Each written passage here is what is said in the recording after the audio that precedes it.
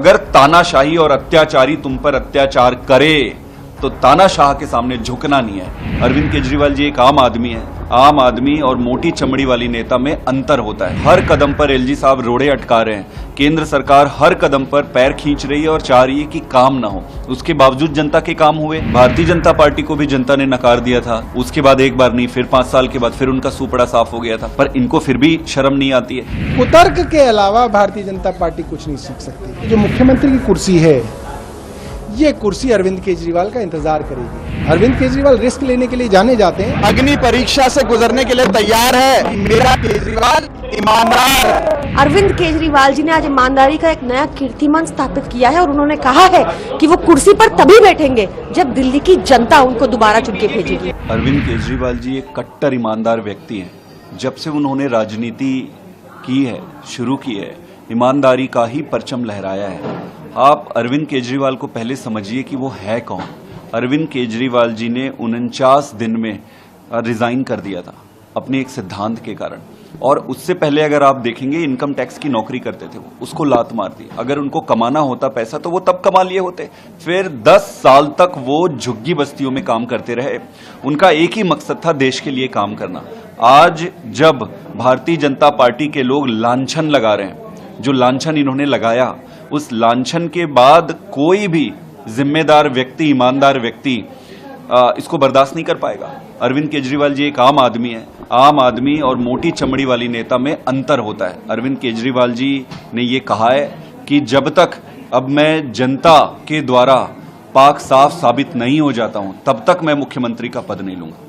भाजपा के कई नेताओं का कहना है कि एक पीआर स्टंट है और वैसे भी उनके पास सुप्रीम कोर्ट के आदेश द्वारा उनके पास कोई पावर नहीं थी, तो अगर वो पद पे भी रहते तो भी कुछ नहीं कर पाते। मैं ये बता दूं कि जब से आम आदमी पार्टी की और अरविंद केजरीवाल जी की सरकार बनी है, तब से ही कोई पावर नहीं है। फिर भी काम हुआ, फिर भी काम कराया। एलजी साहब को छोड़ रखा है यहाँ पे। हर कदम पर एलजी साहब रोड़े अटका रहे हैं। केंद्र सरकार हर कदम पर पैर खींच रही है और चाह रही है कि काम ना हो। उसके बावजूद जनता के काम हुए। तो काम नहीं करा सकना ये कोई लॉजिक नहीं है। काम तो कल भी हो रहे थे, काम आगे भी होते रहेंगे। जब तक अरविंद केजरीवाल जिंदा है, दिल्ली के काम होते रहेंगे। आज प्रश्न काम का नहीं है। आज प्रश्न ये है कि अरविंद केजरीवाल जी के ऊपर एक लांछन लगा है। उन्होंने उस लांछन को लिया है अपने छाती पे और ये कहा है कि जब तक मैं अग्नि परीक्षा ना दूं और अग्नि परीक्षा देकर मैं अपने आप को पवित्र साबित ना कर लूं। देखो, कोर्ट ने तो उन्हें बरी कर दिया है। पीएमएलए कोर्ट में कोई भी व्यक्ति बेल तब तक नहीं पा सकता है जब तक सारे सबूत जो दिए एग्जॉस्टिंग तरीके से उसको केयरफुली कोर्ट एनालिसिस ना कर ले। कोर्ट ने उन्हें बेल तभी दिया है जब उनको यह लगा है कि कोई सबूत नहीं है। तो कोर्ट ने तो बरी कर दिए। कोर्ट ने यहां तक कह दिया है कि जानबूझकर षड्यंत्र के तहत इनको गिरफ्तार किया गया।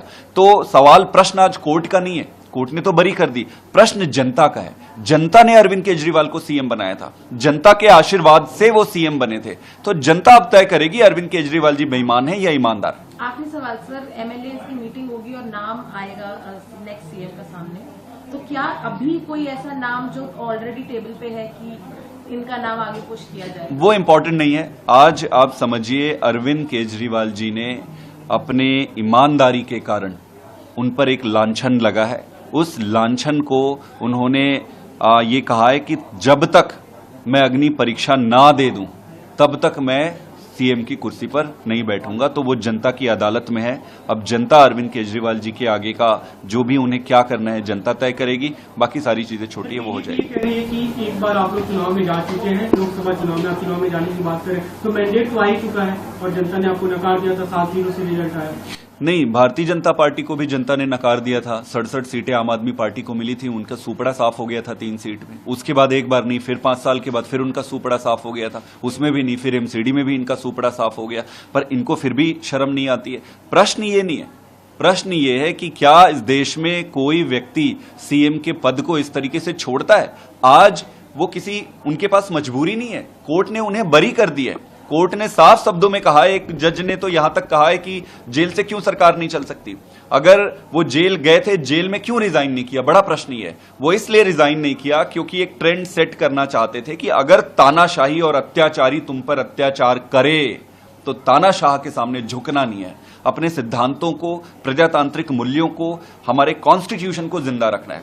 कॉन्स्टिट्यूशन को जिंदा रखने के लिए, प्रजातांत्रिक मूल्यों को जिंदा रखने के लिए बिना दबाव में आए वो जेल में रह के भी उन्होंने त्यागपत्र नहीं दिया। आज जब उनके पास कोई दबाव नहीं है, फ्री विल में, अपनी इच्छा से, आज जब वो फ्री है, आज उन्हें रिजाइन करने की कोई जरूरत नहीं, आज जब वो सर्वशक्तिमान है, वहां पर पहुंच के वो रिजाइन कर रहे हैं अपनी शर्तों में। क्यों? क्योंकि केजरीवाल ईमानदार है। हिंदुस्तान या पूरे विश्व में इस तरीके का उदाहरण आपको नहीं मिलेगा कि एक मुख्यमंत्री अदालत से बेल पाने के बाद खुद ये फैसला करता है कि अदालत ने तो मुझे बेल दे दी, मगर मेरी जनता जिस दिन मुझे अग्नि परीक्षा के अंदर पार उतारेगी उस दिन इस कुर्सी पे बैठूंगा। और अरविंद केजरीवाल जी ने कहा है कि मैं इन आरोपों से काफी दुखी हूं, मुझे बेईमान कहा गया, मुझे चोर कहा गया।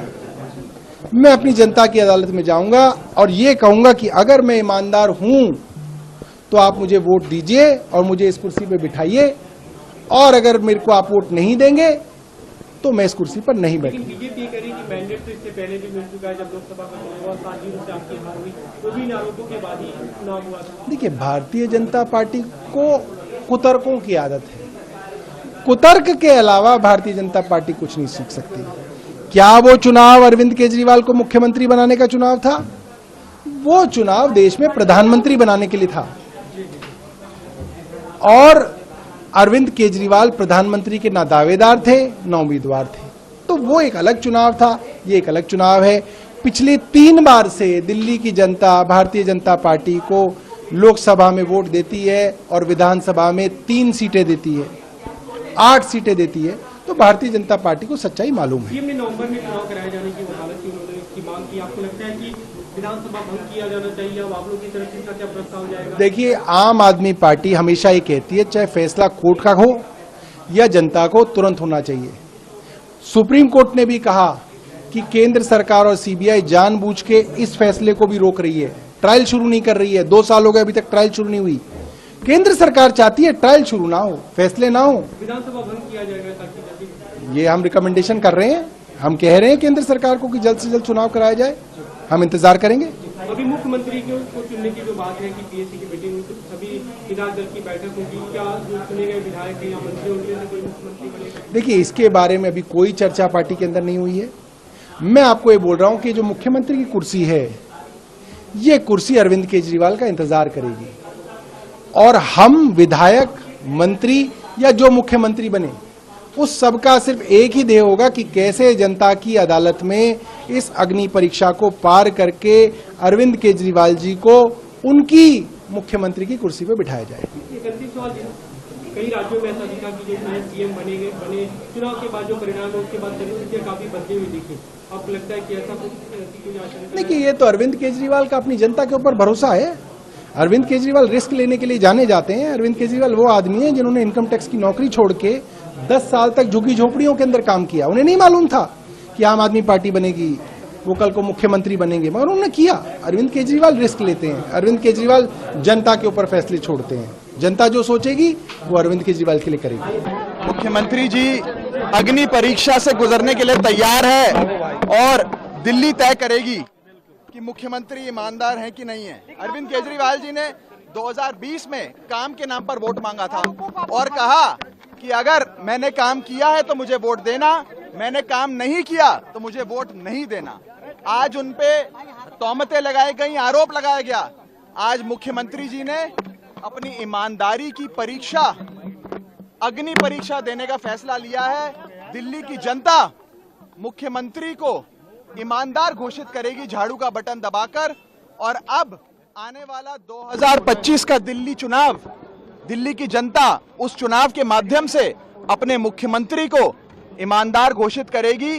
जैसे दीवार पिक्चर में अमिताभ बच्चन के हाथ पे लिखा था, वैसे ही दिल्ली की जनता उसके ठीक उलट अपने हाथ पर लिखेगी कि मेरा केजरीवाल ईमानदार। आप सोचिए, एक ऐसे मुख्यमंत्री जिन्होंने अपनी सरकारी नौकरी, कमिश्नर की नौकरी, इनकम टैक्स कमिश्नर की नौकरी छोड़ी और दिल्ली की झुग्गियों में काम किया, वो उनके ऊपर ऐसे झूठे आरोप लगाए भाजपा ने, तो उनको कितनी तकलीफ होगी। अब वो ये मामला कोर्ट में तो बहुत लंबा समय चलेगा। कोर्ट तो हमें सिर्फ बेल दे सकती थी और कोर्ट ने वो बेल दी और इसके लिए कोर्ट का बहुत शुक्रिया। पर अब अरविंद केजरीवाल जी ने आज ईमानदारी का एक नया कीर्तिमान स्थापित किया है और उन्होंने कहा है कि वो कुर्सी पर तभी बैठेंगे जब दिल्ली की जनता उनको दोबारा चुन के भेजेगी। एक तरह से अपनी सफलता देख रही है, जो आरोप लगाते रहे बीजेपी के मुख्यमंत्री को इस्तीफा देना चाहिए, एक तरह से भ्रष्टाचार साबित हुआ कि उन्होंने मतलब गड़बड़ियां किया, इसलिए इस्तीफा देना पड़ा। देखिए, भाजपा की बातों पे मत जाइए। भाजपा पहले उनका तो मंशा ही यही थी कि किसी भी तरीके से अरविंद केजरीवाल जी को रोका जाए, उनके कामों को रोका जाए। पर अब अरविंद केजरीवाल जी खुद दिल्ली की गली गली में घूमेंगे, खुद जाएंगे, खुद इंश्योर करेंगे कि दिल्ली की जनता का कोई काम ना रुके, जैसे पहले भी कभी नहीं रुका और अब भी कहीं ना रुके। तो ये उस वजह से उन्होंने इस्तीफा नहीं दिया। काम करने में उनके कोई बाधा नहीं है। जनता के मैंडेट की बात की जा रही है जी, कि लोग चुनाव में जाएंगे, लेकिन बीजेपी कह रही है कि मैंडेट तो जनता दे चुकी है लोकसभा में 7-0 से, जब 7 सीटों पे आपकी हार हुई, वो भी एक तरह से जनादेश था कि आपको जनता नहीं चाहती है। देखिए, मैंडेट था कि भाजपा के दिल्ली में इतने विधायक हैं कि वो एक वैगनर में बैठ के जा सकते हैं। ये मैंडेट है दिल्ली का। देखिए, बार बार भाजपा बैकडोर से दिल्ली में पावर छीनने की कोशिश में जुटी रहती है, तो इसको एज अ चैलेंज ले और अभी चाहे चुनाव घोषित कर दे। हम दिल्ली की जनता अरविंद केजरीवाल जी के साथ है और उनको परिणाम देखने को मिल जाएगा। अरविंद केजरीवाल जी ने अपनी स्पीच में भी बताया कि वो अभी विधायक मंडल के साथ बैठक होगी और उसमें जैसा निर्णय होगा वो आप सबके समक्ष होगा। जी, और जो विधायकों की मीटिंग होगी उसके बाद जो भी निष्कर्ष होगा आपके सामने होगा।